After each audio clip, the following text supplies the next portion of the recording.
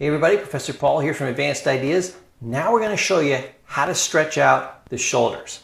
Again, how we're doing it is as important, if not more important, than the technique. You could jump onto YouTube and find all kinds of stretching videos, but you're not going to find the science and the techniques that you're finding here. So, one of the first things we want to do is think about how do you stretch your shoulder. I used to do a funny thing where I would show people hand techniques. It was how to grapple with people. And I call the technique doesn't go like that. So if you want to figure out how to grapple somebody, you start at the farthest extension, which is the fingers. And what I would do is I'd say, if you want to control somebody, just make their fingers go the way they don't go. How can you control somebody? Bend their thumb back like this, because it doesn't go like this. See how they immediately have to move their entire body? Then bend their fingers back like this. Then take all their fingers and bend it back like this. Then take the thumb and take it and hyperextend it the other way. It doesn't go like that. Then start working your way up the wrist. Doesn't go like that. Doesn't go like that. And you can start manipulating people. So what you think about in the shoulder is, which way does it move and which way do I get a stretch? And then you'll be able to come up with your own stretches. So think of it this way. One of the things that we said the shoulder does is it goes up and down like this. So one of the things that I want you to do is take a wall and literally just crawl your fingers up the wall to where you get a good stretch. When you get a good stretch, try to crawl up a smidge more and maybe lean into it and lean away from it a little bit. Lean into it and lean away from it a little bit. Go up a little bit farther. Feel the stretch. Maybe get a little more stretch by dropping down while you're there and leaning towards the wall. That actually gives the nicest stretch.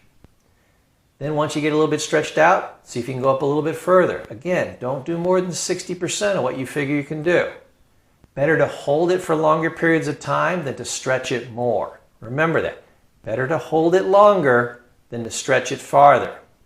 I'd rather you went 60% of the way you could go and held it for a minute than you went 65% as far as you can go and held it for 10 seconds. Or even held it for a minute, but then hurt yourself and put yourself back several days. Don't do that. So this is the first one, which is going to give you this range of motion, obviously, yeah. Now the other way it goes is just across. So you can pull your arm here, or you can put your arm across something and then just turn into it. Gently turn into it. Just hold it locked. Put your hand there if you need to, and just move into it. Very gently. Again, you can hold it, or you can do it dynamic, where I'm just very gently moving back and forth. Don't bounce like one of these. Don't bounce like that. But a smooth roll, that you can do. Nice smooth roll, that you can do. But I tend to just stretch it, hold it, wait, hold it, release. Shake it out, move it around, do it a little bit more. Then go to the next stretch. Now, as you're doing this one, you've actually got different angles of stretch. This is where it becomes unique. So, you do it here, then you do it here, then you do it here, then you do it here, then you do it here. Same exact motion.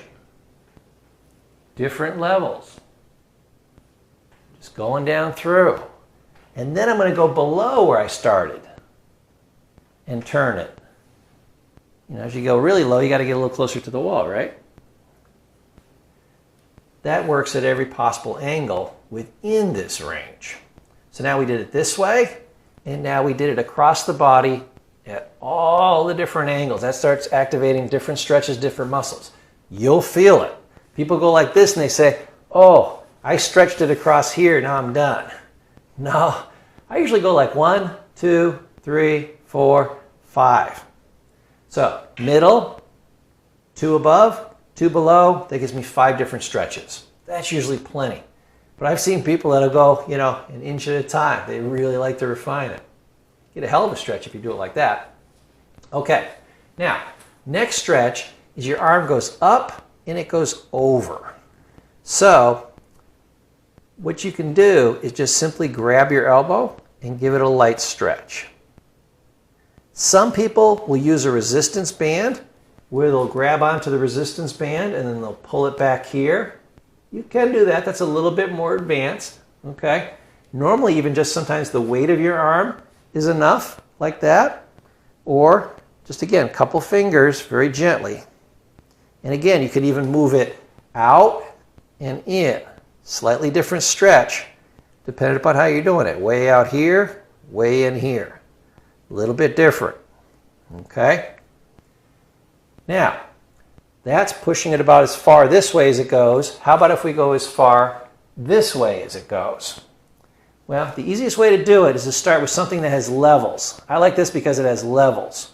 But you could use a short chair, or a coffee table, or say your dining room table. Then you could use maybe the back of a chair. Then you could use the top of your couch. Whatever you have, you'll get creative, you'll find things. I just use my entertainment center. So I start with this one. And if I want to get a stretch, all I do is I go down a little bit, get the stretch. When I get stretched out, if I can go up to the next level, then I do. Go down a little bit more. Okay.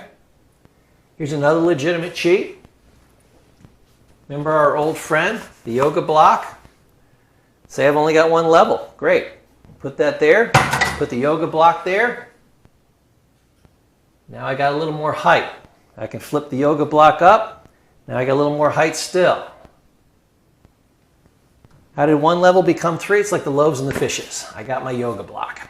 So the yoga block is a great strategy to give you small increments, literally of about 2 to 4 inches at a time. So this is about 4 inches here. This is about 6 inches here. And that's why I say about 2 to 4 inches. Perfect. Matter of fact, if you want to think about it, I think it's 8 inches across. So you could go like 4, 6, and then 8. It's a little less sturdy when you do it that way though. Okay.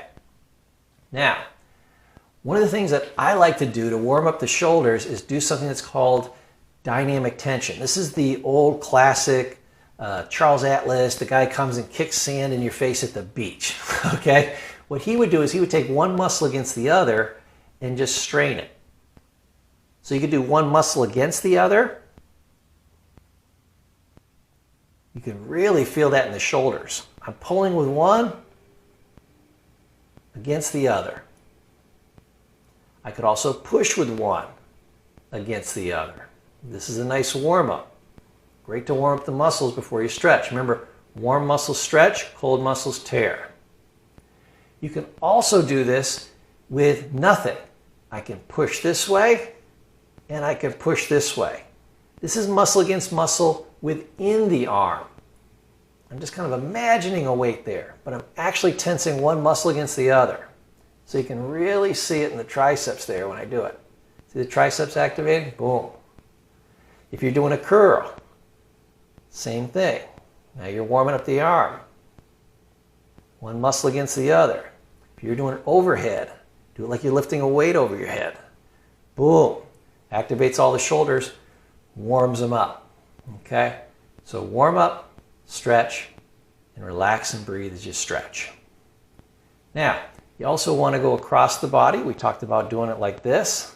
You can also use a tool for that. I usually just put my hand on the wall and I twist into it this way. Then I put my hand against the wall and I twist into it this way.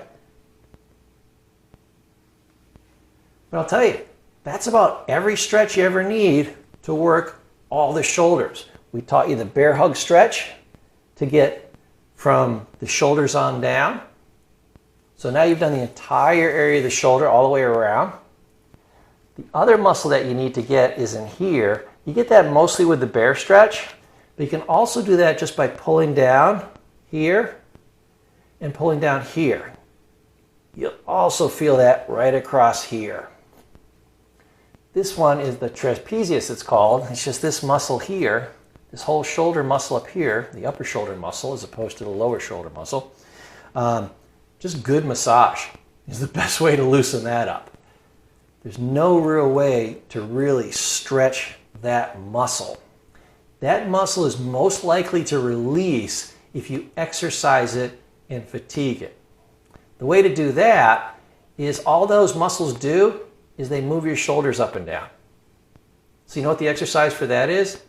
Move your shoulders up, move your shoulders down. Move your shoulders up, move your shoulders down. A lot of times, if you do it with a sigh, bring them up, tighten them, tense them, release. Bring them up, a quick drop. Bring them up, quick drop. And an exhale,